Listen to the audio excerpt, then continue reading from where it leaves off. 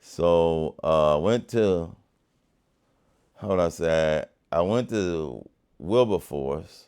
See, it's strange about crime and how crime, though, in the black community plays an important role in a lot of black people moving forward.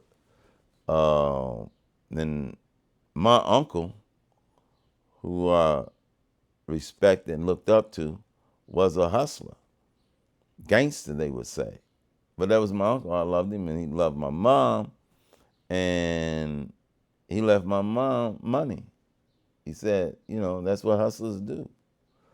Um, and my mom, she wasn't poor, but she helped use that money to send me to college and to send me to law school. So I have a lot of times black people, we have a different we look at crime differently. And we have to look at it differently today. That was a long, long time ago. But I came up here and I was in college and I became the student body president at Wilberforce University, and of course my black ass got put out of Wilberforce. But I'd been basically run out of the city of Indianapolis too. I've been put out of a lot of places. I got put out of high school. I didn't mention that. If you talk the truth and walk the truth, people don't like you. Particularly the power structure. I went to the public defender's office. I worked there a few years. They didn't. They told me I wasn't defender material. So I said okay.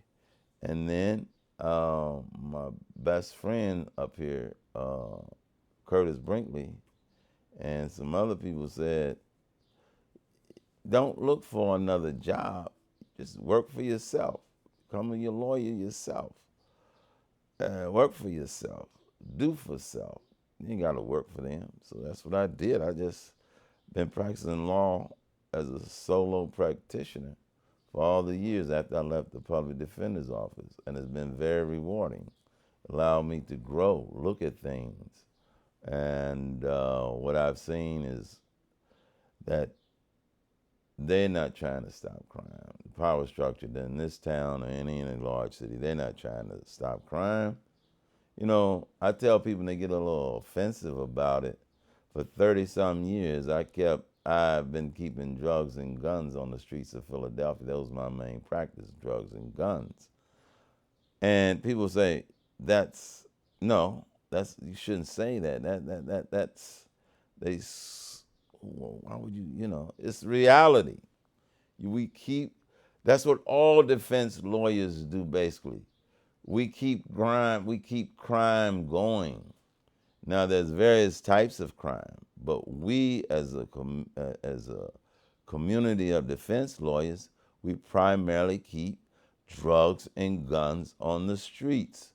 The police primarily allegedly takes them off the street, and we to put them, the people that have these guns and drugs, they take them off the street, we put them back on the street. It's a vicious cycle, but it's a cycle that is known by everybody and supported by the system itself. So having dealt with the criminal justice system for all these years, 30 plus years, I've come to the conclusion that we need something to, how would I say, stop the mass incarceration and build a community at the same time. So I've been looking at it, reflecting on it, and I said, what we need, because see, the black man is the product, the infant is the product of this.